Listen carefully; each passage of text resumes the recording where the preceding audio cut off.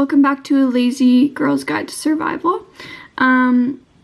I'm sure that a lot of people this week have been following the sentencing for the truck driver who caused the Broncos bus crash, and a lot of people, I've actually been receiving a lot of emails about it and different things like that. I'm not going to go into that itself, but I was in Melfort this week to present my victim impact statement, which is what I'd like to share with you guys. A victim impact statement is what most of the families did to portray how they feel in losing their loved one, or how they felt from the repercussions of the crash. So Logan's dad said to me when we were there, you know, like, you kind of got to get out there before the media takes something and twists it, so you get what you want to say. So that's what I'm doing. So I'm going to read my whole victim impact statement for you guys and just talk about it a little bit, because I've seen people take bits and pieces of it and it's not the whole thing, so it could get a different message. So here we go. For those of you who do not know me, my name is Michaela Ives. I'm 22 years old and I'm Logan Boulet's girlfriend. Logan was so much more than my boyfriend. He was my best friend and my future. He came in and out of my life romantically, but always remained a friend. I'm proud to say he became my very best friend. Logan is so many things to me, but the biggest loss I'm now faced with is the loss of my future. I'm not a fortune teller.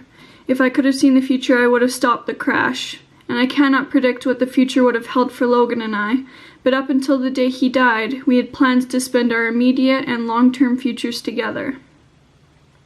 We were planning a trip to Europe this summer, which I'm now going on alone. We used to talk every single day, sometimes all day throughout the day. But now I only have one-sided conversations.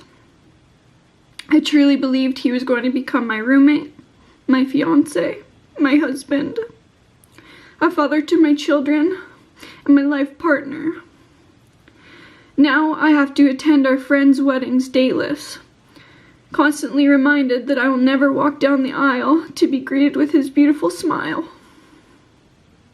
He will not be there to hug me when I receive my university degree. I will never get to hold his hand again, or spend lazy Sundays listening to music and laughing together. Logan became my better half, and I lost my number one person that I share everything with. I have no one to lift me up on my bad days and to share in celebration with my good days. When I lost Logan, I lost a part of myself. My days look differently now. A good day for me means to eat something or remember to shower. I cry myself to sleep every night. My mind cannot process or remember simple things anymore because I've been suffering with severe depression. I can never escape the nightmare that I live daily, that the love of my young life is gone. Even in my sleep, I'm constantly haunted by images and scenarios of never being able to help my sweet boy. Logan's death has impacted people on a community level and an international level.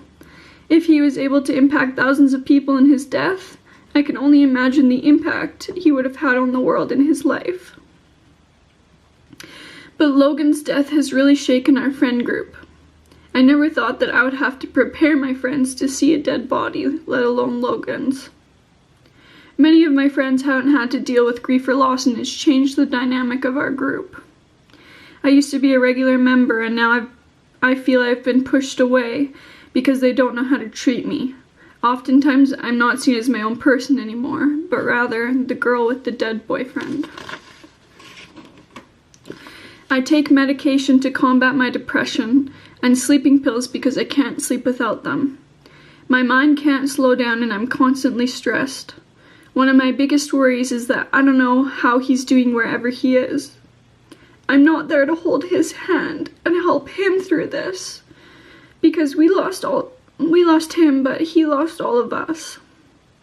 I also hold a lot of anxiety about what's going to happen when my younger brother has to get on a bus for hockey.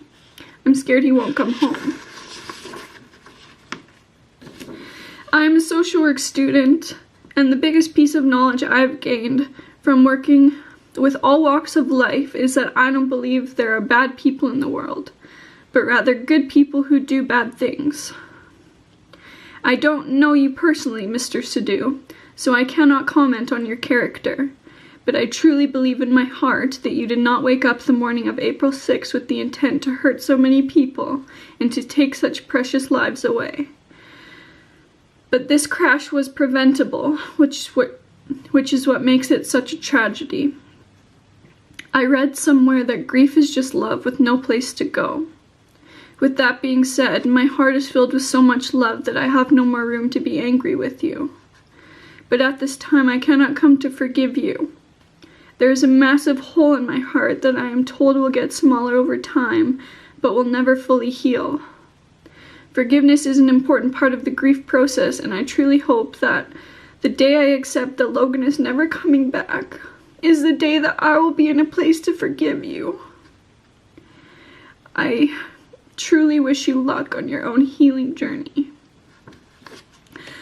So that was my victim impact statement. It was pretty tough to write and get through, but I'm really glad that I did it, and I feel a lot better. I think it was very therapeutic. But something I didn't include that I didn't really think of till afterwards is that I'm so sad for myself that I don't have Logan in my life, and I don't have him to go through the big milestones in my life, like getting married and having kids and moving in together, all of those things. But I'm sad for myself, but I'm truly devastated for him that he doesn't get to do any of those things, whether that be with me or someone else. I love him so much, and I truly would only wish for his happiness. And like I've mentioned before, I'm struggling with my faith right now, and I used to believe in God, but now I'm not sure anymore. And you know, if there is a God, and God came to me and said, I can bring him back on the condition that you can't be together, I would do that for him. I truly would do that for him. I would rather see him alive and happy with someone else than to not be here at all. So it's tough to put all into words, but I truly love him, and I truly miss him, and I'm so sad that nothing will ever bring him back. So